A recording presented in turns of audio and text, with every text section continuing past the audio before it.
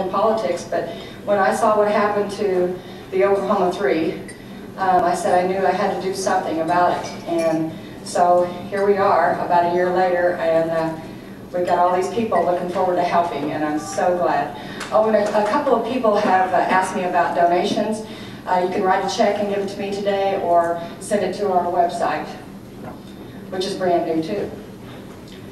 And now I guess I want to introduce Brandon Dutcher. He is the Vice President for Policy at OCPA, a conservative think tank here in Oklahoma.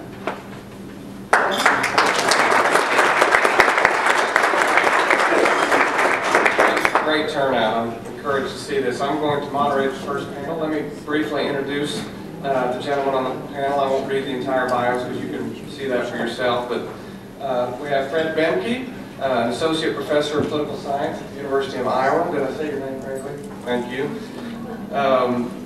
We have Ron Calzone, who's the CEO of CZ Engineering in Missouri, and also the founding director of Missouri First Incorporated, which promotes constitutional governance with an emphasis on true capitalism and sovereignty of the state and family.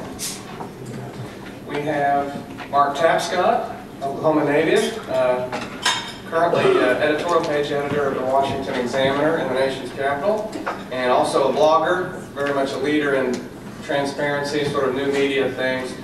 He maintains Tapscott's copy desks.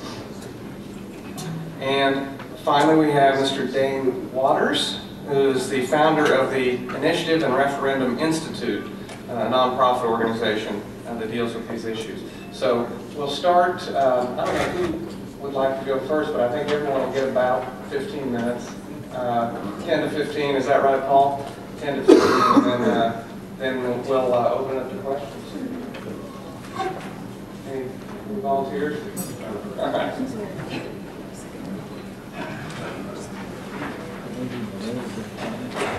I'll start first, and it means I get to speak the shortest amount of time, and they have to fill in the balance, so I'll take advantage of that opportunity. My name is Dane Waters. As was stated, I'm the founder and chairman of the Initiative and Referendum Institute at the University of Southern California. The Institute was started in 1998 as an organization that was designed to study the initiative and referendum process. My background on the INR process is that I actually worked with Paul Jacob at U.S. term limits, and I'm an Alabama boy, and being from Alabama, we had never heard of the initiative process, didn't even know what it was. So when I got to Washington and started working with Paul, it was like, he said, hey Dane, we need to go out and do this petition drive in Nebraska, you know, and I'm like, what is a petition drive? I had no clue what it was. So Paul was very patient with me and allowed me the opportunity to learn about the process. But in working with U.S. term limits, one thing I found was that A lot of people didn't even understand what the process was and how it worked. And B, what I found out was that, that a lot of people in government specifically hated the initiative process when it was used. And so as we used it, there became this desire by lawmakers, nothing against the lawmakers who are in this room today, but lawmakers who said, hey, we don't like this process, we have to make it more difficult to use and try to, quote unquote, rein in the people. What I'm going to do is I'm going to read a little bit of some stuff that I've written in the past. You know, you have to bear with me. It's been a couple of years since I've actually given a little talk on INR here in the States.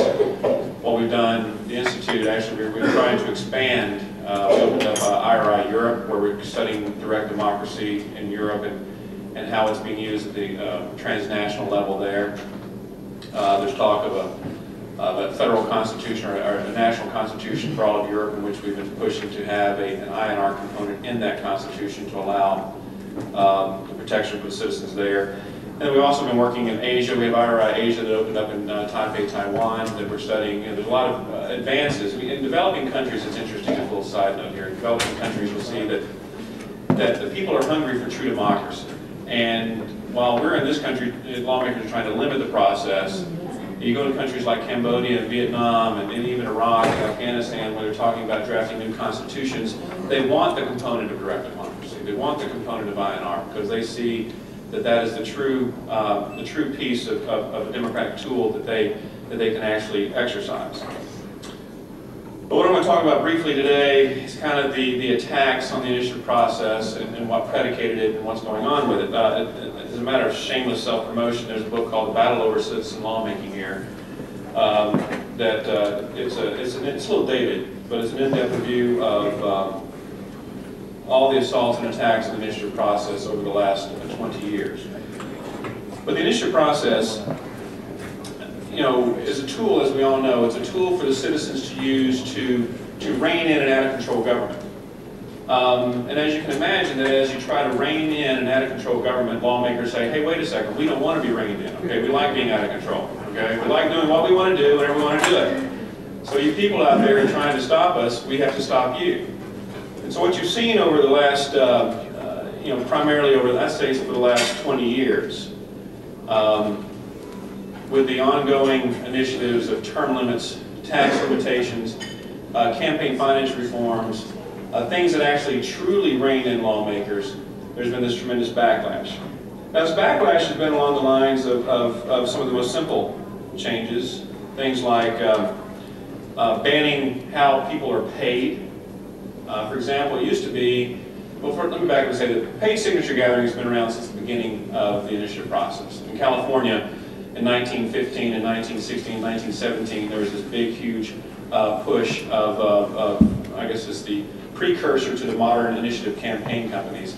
They were getting thousands of people in to pay for the collection of signatures. They actually were bringing people in from other states to collect signatures in California. So the use of paid signature gatherers is not a new phenomenon by any stretch of the imagination. It's as old as the initiative process is itself. But what lawmakers decided to do, they said, hey, listen, we know the process is difficult. You need too many signatures, so let's just make it almost impossible by saying you can't pay signature gatherers. You can't pay them by the signature. You have to pay them by the hour. You have all these requirements and rules and regulations that had no other purpose other than to make the process more difficult. Other issues that, and I'm not going to go into too much detail about the constitutionality of some of these issues, because Paul Grant, in his infinite wisdom, when he speaks at lunch today, will talk a lot about these issues. Outside of how you pay signature gatherers, they put in place things like notice requirements. Some states require that, either you wear, it used to be that you had to wear a badge saying I'm either a paid signature gatherer or I'm a volunteer signature gatherer, as if it really matters to the person signing a petition. Then they have to say on the petition, you have to have this notice saying that this is being circulated by a paid signature gatherer. This has to be circulated by a volunteer signature gatherer, which is nothing more than just a bureaucratic way of making it more difficult for the citizens to use the initiative process. Then you have changes like residency requirements, which we all are very aware of here in the state of Oklahoma. That whether you have to be, used to be that you had to be a registered voter, that was struck down as unconstitutional. Then they came back with this. You have to be a resident of a state or a qualified elector in a state, which are very nebulous terms, which make it almost impossible to know exactly who can and cannot collect signatures. Then you have issues like ballot titles. As we were talking about at dinner last night, which made me feel like I really am out of the loop, because there was a lot of conversation about things last night that I wasn't even aware of. But in many states you have to have an official ballot title. Like says, this initiative will do X, Y, and Z.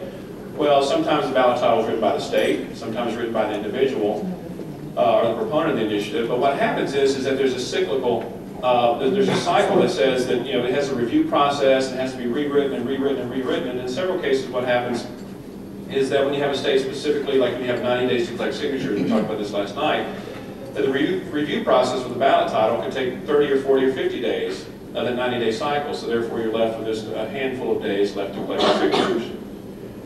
Then you have things like they've changed the laws where you have different voting schemes. For example, you have to have supermajority requirements to pass certain initiatives. In the state of Utah, it's required that you have to have 2/3 of the voters to say yes on an initiative if it pertains to the taking of wildlife. It's very specific, so because they love hunting in Utah, and so they wanted to stop people from doing initiatives regarding hunting.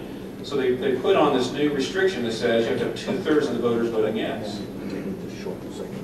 And then you have issues along the lines of changing the circulation periods. One of the interesting things is when California first adopted the initiative process, you had an unlimited amount of time to collect signatures. And so what happened is you had the California grow as far as the number of people moving into the state,